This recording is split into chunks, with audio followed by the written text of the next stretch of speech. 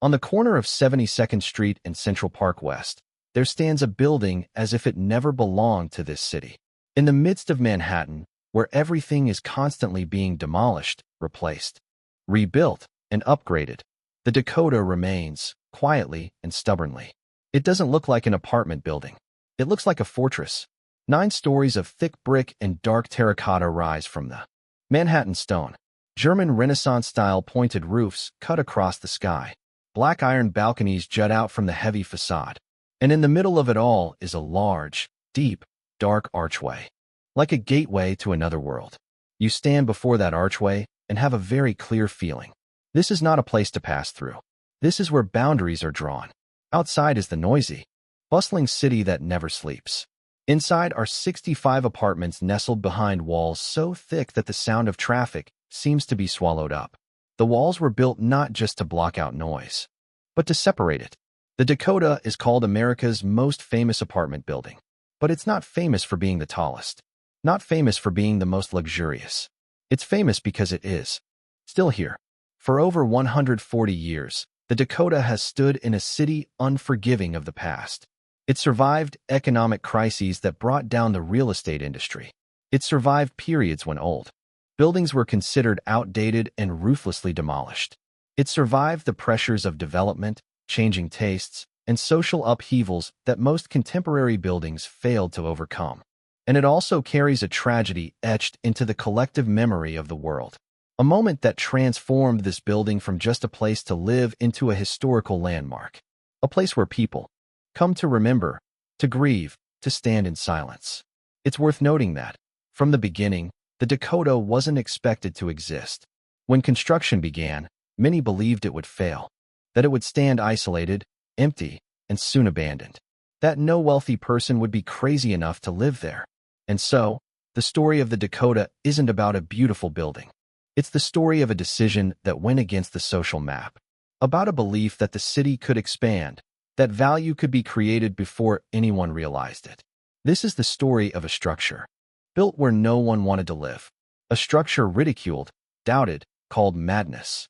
But ultimately, it stood long enough to prove that it was the one that saw the future earlier than anyone else.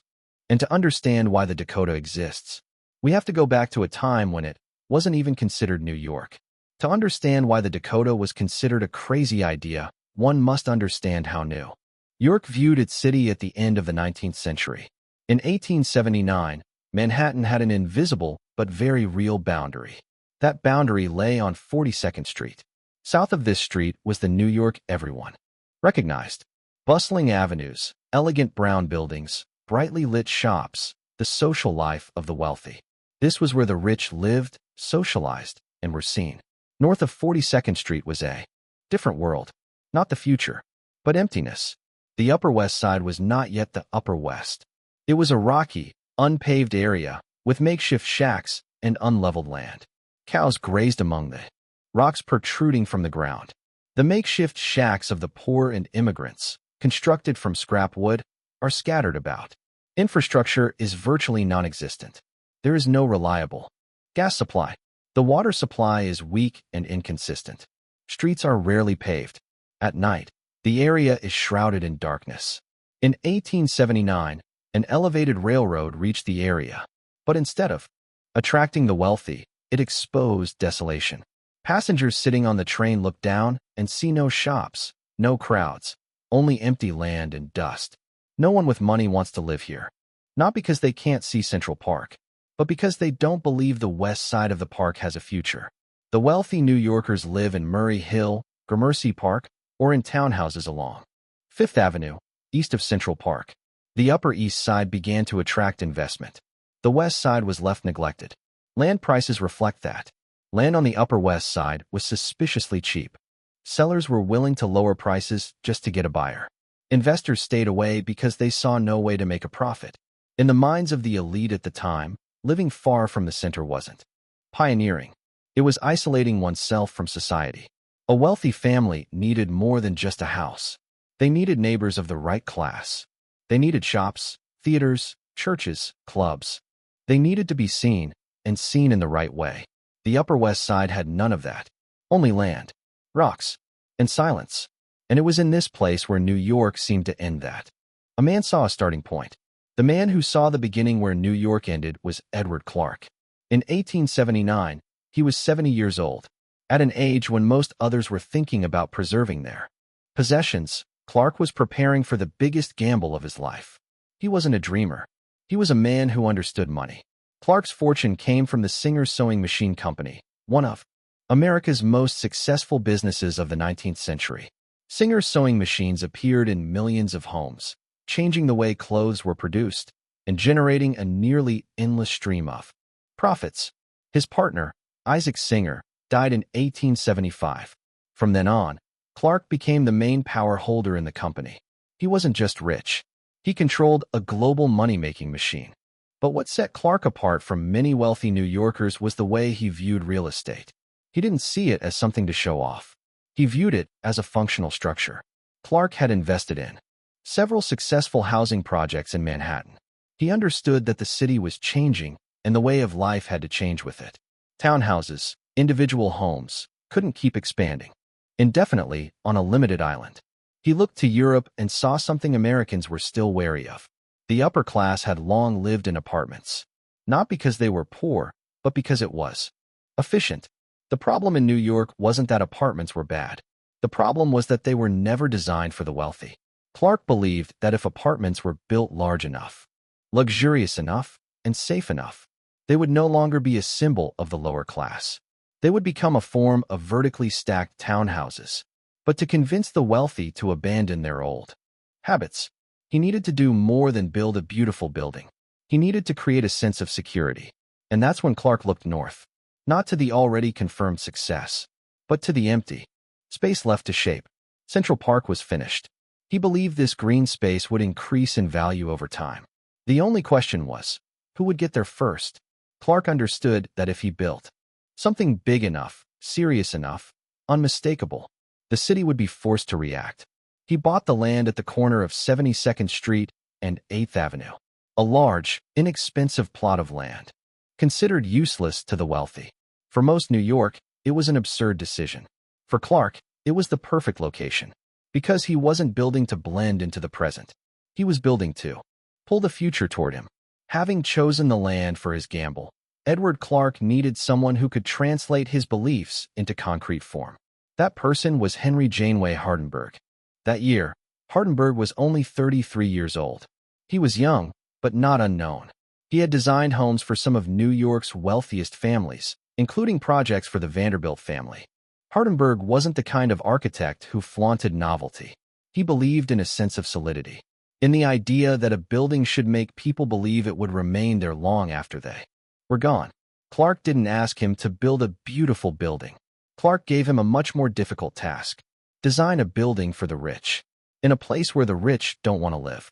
Make them feel safe, in an area considered desolate and unreliable, and create a structure strong enough to not only endure, but to draw the entire neighborhood along with it.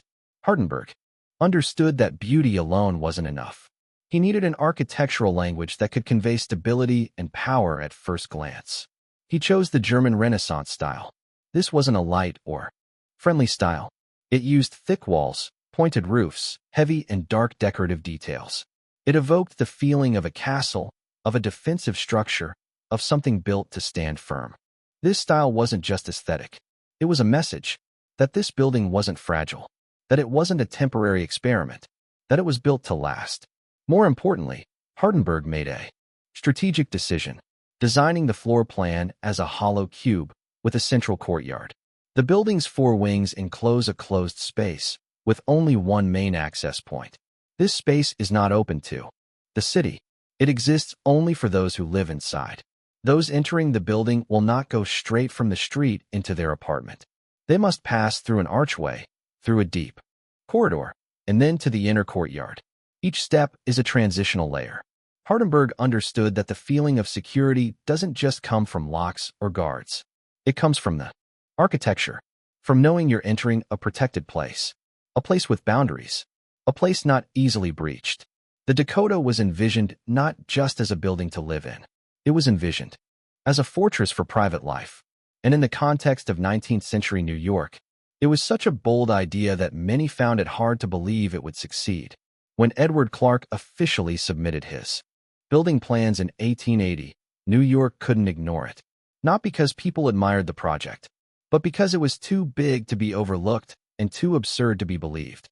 A 9-story apartment building, almost completely covering the plot of land, containing dozens of luxury apartments, to be built in a place where the wealthy didn't live.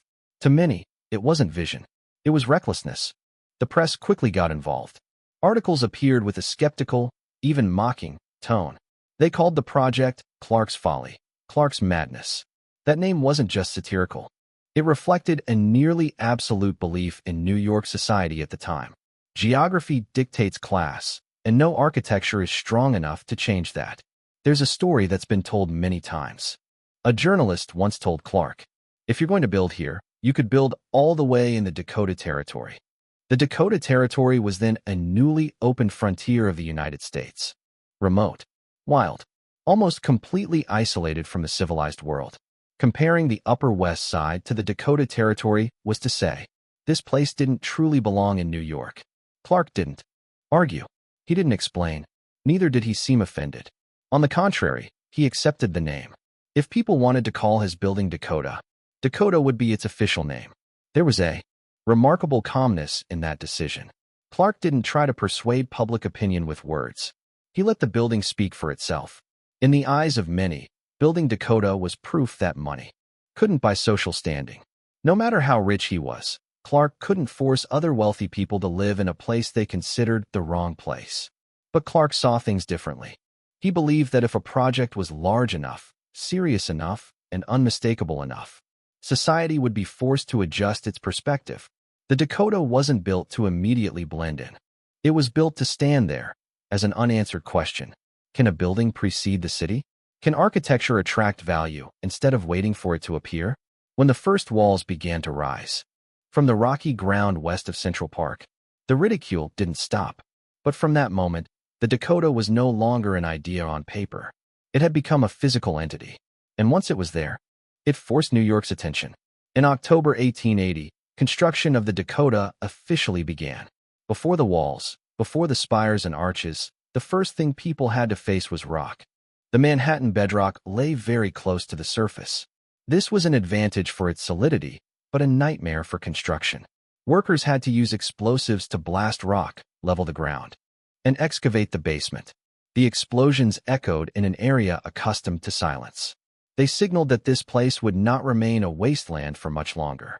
Transporting materials was another challenge. The unpaved roads turned into mud when it rained. Heavy trucks created deep trenches, making each journey slow and risky.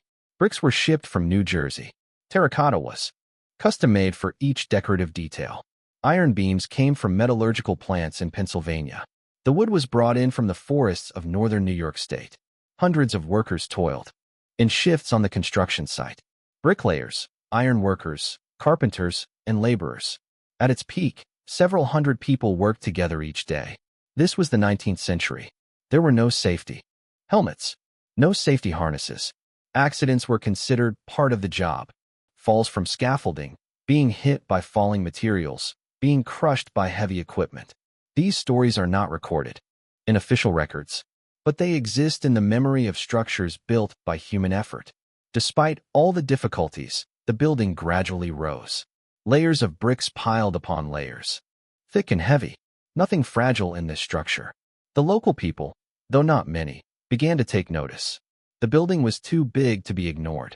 It was unlike anything else that existed in the area. With each passing month, the Dakota grew taller, thicker, and more prominent. Those who had once mocked it began to fall silent, not because they believed in it, but because this project was no longer a joke. Edward Clark visited the construction site regularly. Even in his 70s, he monitored progress, discussed details, and made decisions. This wasn't an investment he would hand over and leave. This was a project bearing his personal mark. The Dakota was built neither hastily nor slowly. Every step was deliberate. Every detail was geared towards a single goal: to create a building whose durability was beyond doubt. Amidst rocks, mud, and doubt, the Dakota continued to grow. And with it, Edward Clark's gamble became increasingly irreversible. While the Dakota gradually took shape from the outside, its true uniqueness lay within. Edward Clark didn't build a building just to impress from afar. He built a living space designed to address the very specific anxieties of wealthy New Yorkers in the late 19th century. The biggest of these anxieties was fire. New York was then frequently ravaged by fires. Wooden houses, grand hotels, even entire wealthy residential areas were consumed in a matter of hours. The memory of those deadly fires was still fresh. The Dakota was designed to withstand that. The floors weren't simply made of wood. They used iron beams combined with terracotta arches. The walls were built of thick brick, in some places more than half a meter thick. The staircases were completely enclosed in solid masonry. The idea was clear. If one apartment caught fire, the flames would be contained, not spreading rapidly to the rest of the building. For wealthy families, this wasn't just about engineering. It was about peace of mind. But safety alone wasn't enough. A 9-story building couldn't survive if its residents had to climb stairs every day. The Dakota was equipped with 4 hydraulic elevators, 1 in each wing. They were slow by modern standards, but in 1884, that was a clear sign of luxury. Elevators weren't just a convenience. They were a statement that every floor in this building was equally valuable. Clark also prepared for a future that many didn't believe would arrive so quickly: electricity. When the Dakota was built, the Upper West Side didn't have a stable electrical system. But during construction, the wiring, junction boxes, and utility spaces were already in place. Initially, the apartments used gas for lighting and cooking. But when electricity arrived, the Dakota was ready. Each apartment had its own private bathroom. This might sound normal today, but in the 1880s, it was a rare privilege. Many homes in Manhattan still relied on shared sinks, chamber pots, or toilets. The Dakota supplied hot water from a coal-fired system in the basement. A complex piping system ran throughout the building. It was an invisible but essential network, making life in the Dakota quite different from the outside. In addition, there were amenities that few apartment buildings dared to invest in. A shared laundry area, cold storage for food preservation, and individual storage space for each apartment in the basement. The Dakota was not designed as a temporary residence. It was designed as a complete solution for modern urban living, a life that Clark believed would soon become the norm. While many still thought the project was a mistake, inside those thick walls, a future was being built, piece by piece. If one detail best exemplifies the Dakota's philosophy, it's not the pointed roof or the thick walls. It's the way one enters the building.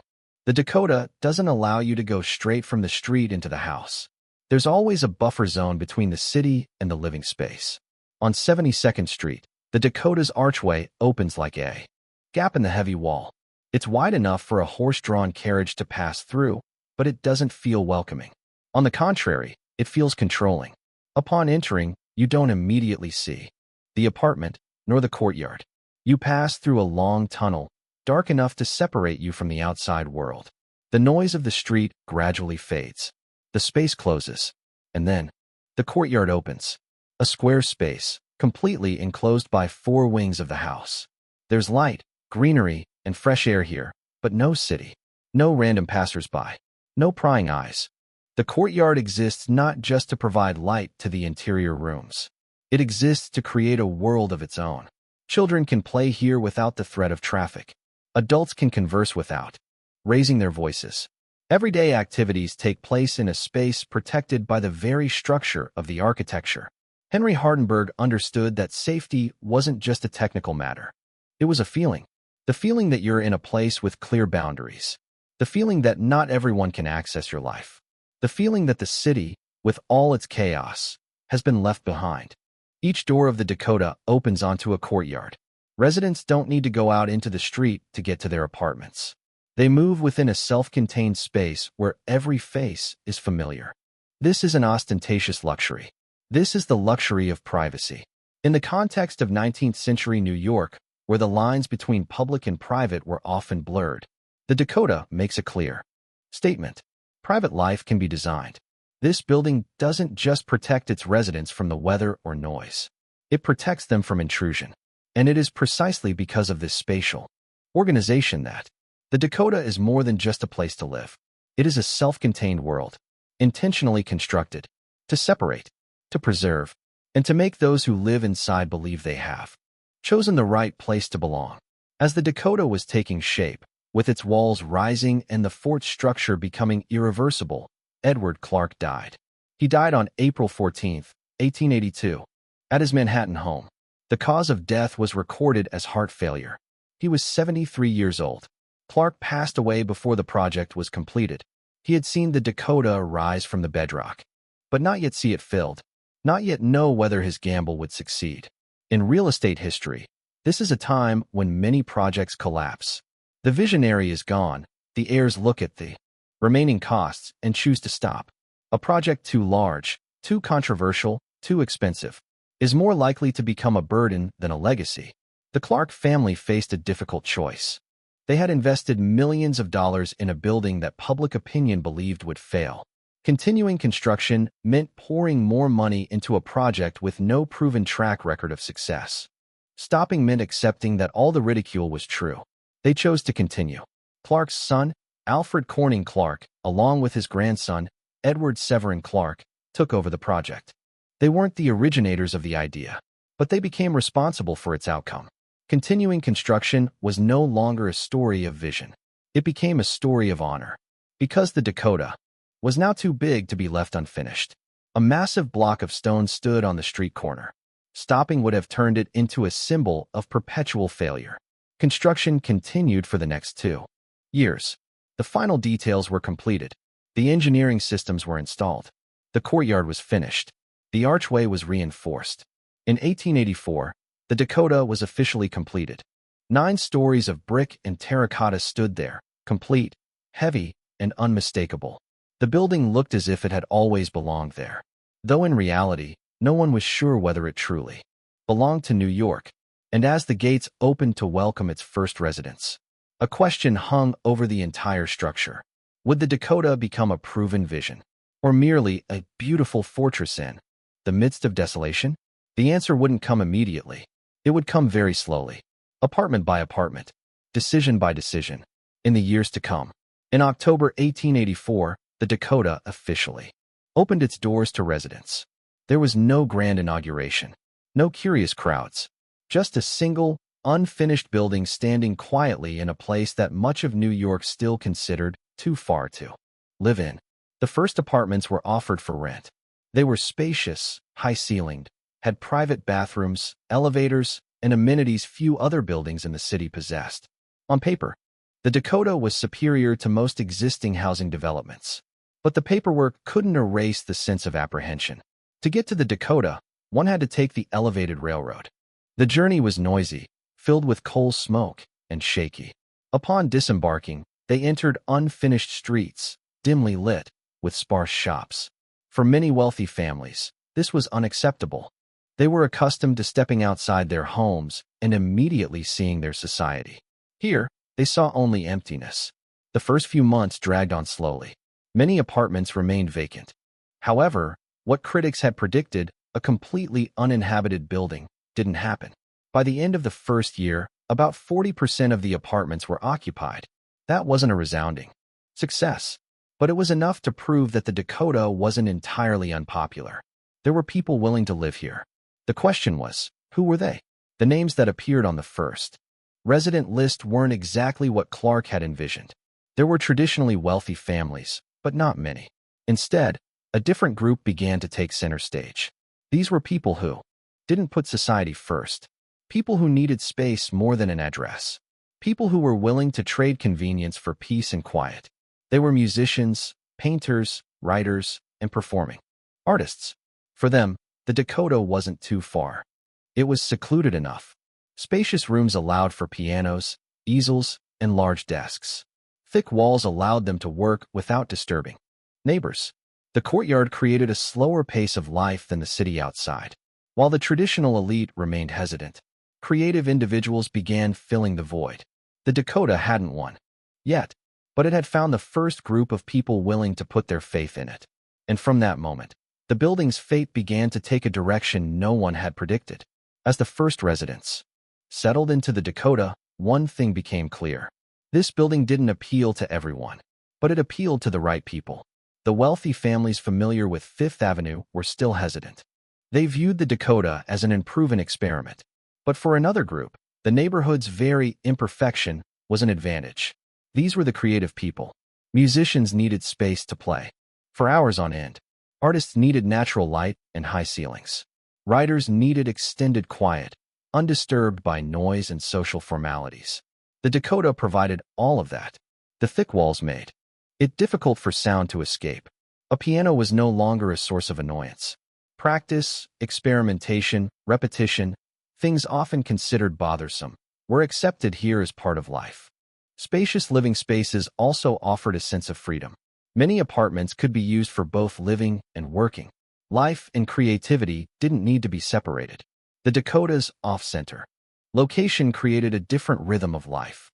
Fewer parties, fewer obligatory meetings, less prying eyes. Instead, long evenings, periods of undisturbed time. News spread in its own way. Not through advertising, but through word of mouth. It's a good place to work. It's quiet there. No one bothers you there. One by one, other artists moved in. Each arrival made the building more credible in the eyes of the next. By 1886, the occupancy rate had exceeded 60%. That number was enough to change the way people talked about the Dakota. It was no longer called an obvious mistake. It became remarkable. More importantly, the Dakota began to form an identity. It wasn't just a place to live. It was a place where people worked, thought, and created. A community not designed from scratch, but formed naturally by people with similar needs. And it was that identity that set the Dakota apart from every other building in the city. It didn't try to be like Fifth Avenue. It didn't try to be the social hub. It chose to be a place where people could retreat without disappearing. As the apartments continued to fill, something few people realized was happening in parallel. The Dakota wasn't just changing its own destiny. It was quietly changing how the city looked west of Central Park. As the Dakota gradually filled in, the change wasn't just within its thick walls. The change was in how New York began to look west of Central Park. In the real estate world, there's no stronger signal than someone with money deciding to stay. Not advertising, not blueprints, but signed contracts and apartments lit up at night. The Dakota became the first proof that the Upper West Side wasn't a dead end, that there were people willing to live there and pay for it. Other developers started taking notice. If a large apartment building could survive, even be profitable, it meant the area hadn't lost its potential. At the same time, infrastructure began to shift. Streets were paved. The gas system was expanded. The water supply had more stable pressure. Underground sewers replaced the makeshift manholes. These changes didn't happen overnight. They came slowly, one step at a time. But each step made the decision to live on the Upper West Side less risky. The elevated rail line, though noisy and unpleasant, still played a key role. It connected the area to the rest of Manhattan. People working downtown could live further away without being cut off from work. And as some people moved in, basic services began to follow. Small shops appeared. Restaurants opened. Everyday needs began to be met right in the neighborhood. The Dakota, whether intentionally or not, became a benchmark. New projects were compared to it. Location was defined by distance to it. Other buildings began to spring up along Central Park West. They learned a few lessons from the Dakota. Large apartments, high ceilings, formal entrances, controlled common areas. The Upper West Side gradually formed its own identity.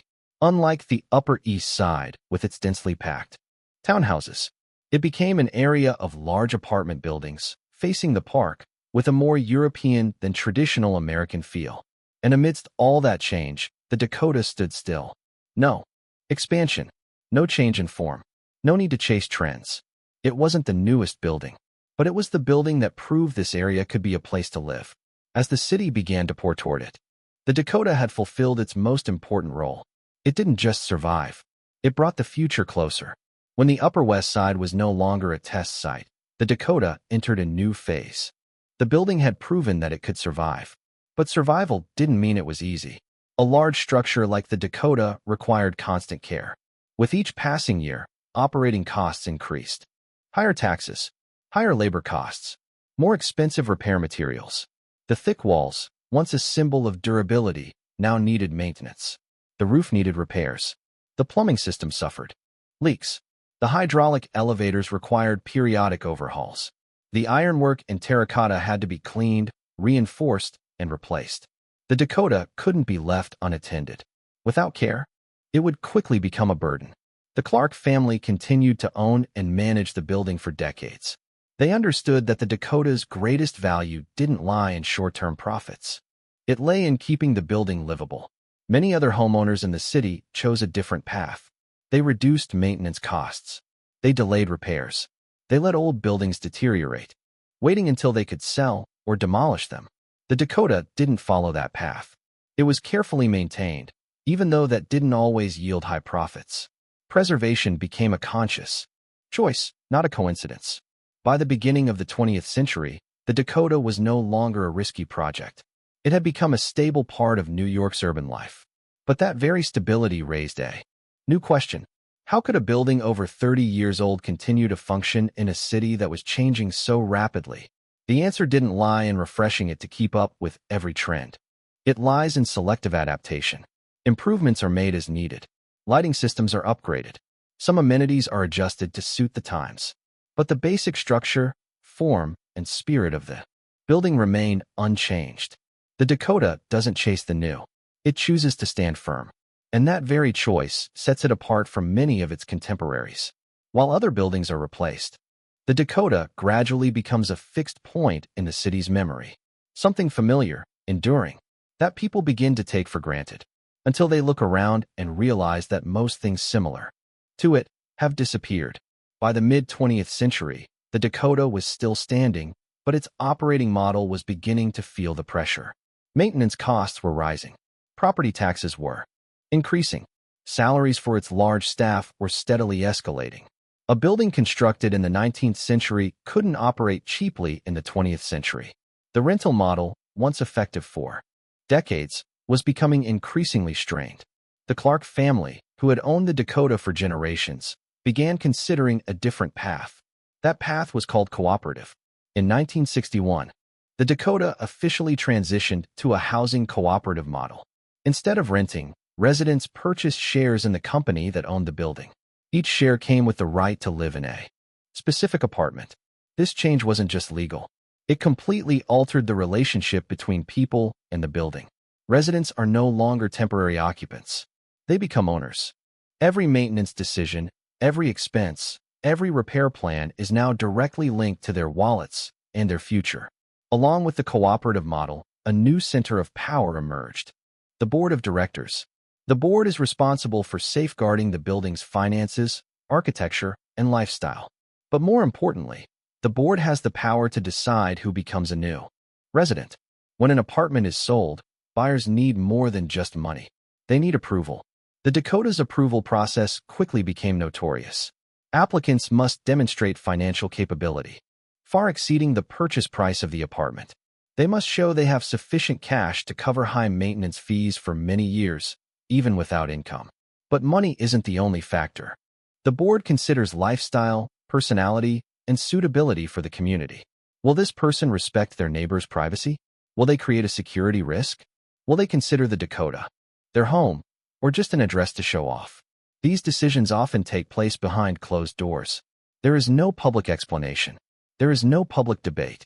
That very silence creates the myth.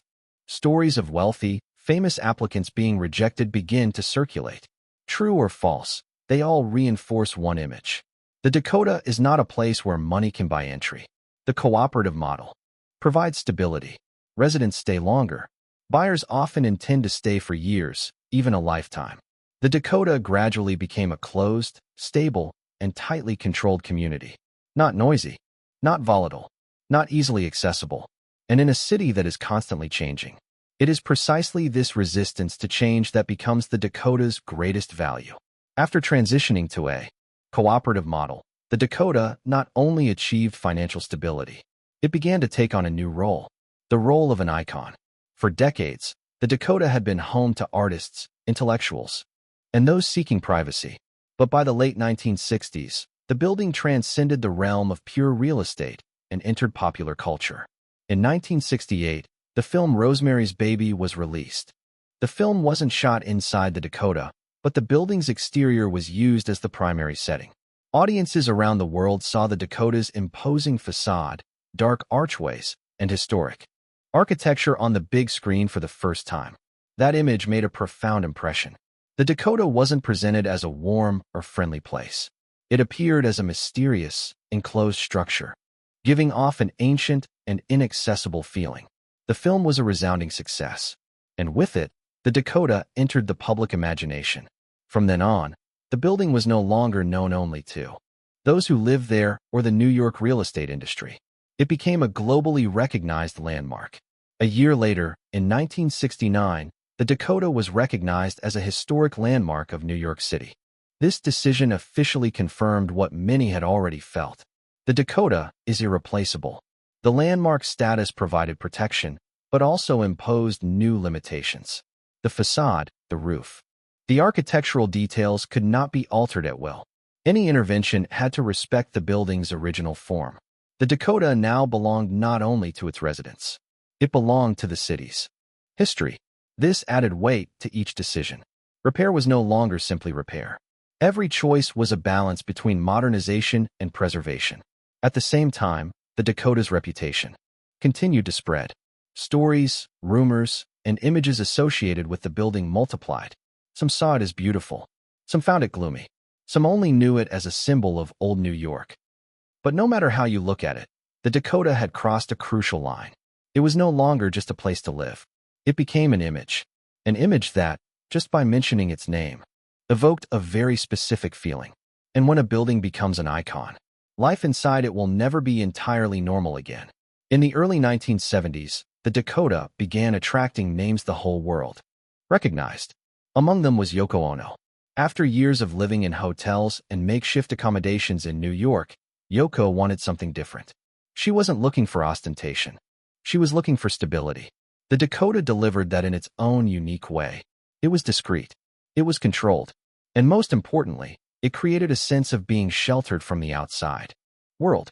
In 1973, Yoko Ono bought an apartment at the Dakota. The apartment wasn't the largest, but it had high ceilings, thick walls, and windows overlooking the courtyard. It was a space isolated from the streets, from prying eyes, from unwanted intrusiveness.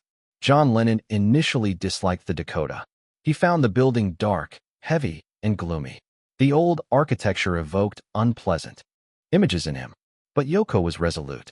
She understood that for a celebrity like Lennon, security and privacy were not luxuries. They were essential to a normal life. Gradually, Lennon changed his mind. The thick walls almost completely muffled the outside sounds. The quiet hallways, the familiar faces, the unwritten rules of respect for privacy created an environment he had rarely experienced before. Over time, Lennon and Ono bought more apartments in the building, not to show off, but to create a living space suited to their lives. One to live in, one to work in, one for friends and associates, one for business activities and storage. The Dakota was no longer just their home. It became the center of their family life. In 1975, when their son, Sean, was born, Lennon decided to take a break from music. He chose to stay home, care for his son, and live a quieter life. Those years, from 1975 to 1980, were the most stable period of Lennon's adult life. He walked in Central Park. He shopped at the stores around the neighborhood. He lived as an Upper West Side resident, not as a global icon. The Dakota allowed that to happen, not with glitz and glamour, but with structure, rules, and silence. For Lennon, the Dakota became a concept he had rarely experienced before, a home. And so, when Lennon began to return to music in 1980, he stepped out into the world from what he believed to be the safest place. He didn't know that the very gate that had protected him for so many years was about to become the final boundary between his private life and history. December 8, 1980 began as an ordinary day at the Dakota. John Lennon woke up in his familiar apartment, where he had lived for years with a rare sense of security. He and Yoko Ono planned to go to the studio to finalize the last parts of the album Double Fantasy, his comeback after years of absence. That morning, Lennon left the Dakota as usual. At the gate, he stopped to sign autographs for a fan. Nothing unusual. It was a familiar, almost automatic action. The man remained standing there as the day progressed. That evening, Lennon and Yoko returned from a recording session. The car stopped in front of the archway on 72nd Street. They got out, carrying the tapes. The sounds of a future Lennon was eager to return to. The gates of the Dakota were right in front. Just a few more steps, and they would enter the familiar hallway, into the space Lennon believed had sheltered him for 7 years. A voice called his name. As Lennon turned, gunshots rang out. 4 bullets from behind struck him in the back and shoulder. Lennon staggered toward the archway, as if instinct told him that crossing that boundary would bring safety. He collapsed right in the entrance of the Dakota, in front of the doorman's desk. The police arrived quickly. Lennon was taken straight to Roosevelt Hospital. There was no time to wait. He died at 11:15 p.m. from excessive blood loss. The shooter did not flee. He stood outside the gate, calm, a book in his hand. He was arrested on the spot. News spread at an uncontrollable speed. Within hours, hundreds gathered before the Dakota. Then thousands. Flowers, candles, songs sung amidst tears. The archway, once a symbol of protection, became the frame of global grief. The Dakota, a building constructed to separate itself from the world, suddenly became the center of the world. Inside, Yoko Ono remained. The gate was closed. Thick walls could not contain the tragedy, but they prevented the world from flooding into her private sorrow. That night changed the Dakota forever, not only because John Lennon died there, but because from that moment, this building was no longer just a place to live. It became a landmark in humanity's shared memory. And from here, the Dakota will never be seen the same again. After the night of December 8, 1980, the Dakota was never an ordinary building again. John Lennon's death linked the place to an indelible memory. The archway on 72nd Street became a pilgrimage site. People stood before it not to enter, but to remember. Strawberry Fields was built across the street, in Central Park, as an official memorial space. But the Dakota still carried real weight, because it was where everything ended. The building responded by closing itself off even more. Security was increased. Access procedures became stricter, not out of fear, but because the lesson was all too clear. Privacy, if not protected to the end, will be invaded by the world. Yoko Ono did not leave. She stayed at the Dakota, continuing to live in the space that had once been her family's home. For her, this place wasn't a symbol or a landmark. It was home. Over time, the Dakota continued to change, but very slowly. Residents came and went. Generation replaced generation. But the core structure of the building remained the same. The cooperative model became increasingly strict. The board of directors became more selective in choosing new residents, not just for money, but because they understood that every person living here contributes to shaping the future of the building. The Dakota didn't seek fame, nor could escape it. Visitors still stood taking pictures in front of the gate. Stories, rumors, and legends continued to flourish. But inside those thick walls, life went on as normally as possible. People cooked. People raised children. People grew old. The Dakota has survived the things that usually kill old buildings. Economic crises, changing tastes, pressures to develop, and even tragedy. It survived not by luck, but because each generation made the same decision. To preserve for its architecture, to preserve for its history, to preserve for the value it brings to life, to preserve because there are things that, once lost, can never be rebuilt. On the corner of 72nd Street and Central Park West, the Dakota still stands, not trying to be newer, not trying to explain itself, simply existing. A fortress built where no one believed. A building once ridiculed, once doubted, once witnessed tragedy, but still standing. And perhaps what makes the Dakota most special is not what happened here, but the fact that, after all, it's still there. The story ends, but the building doesn't.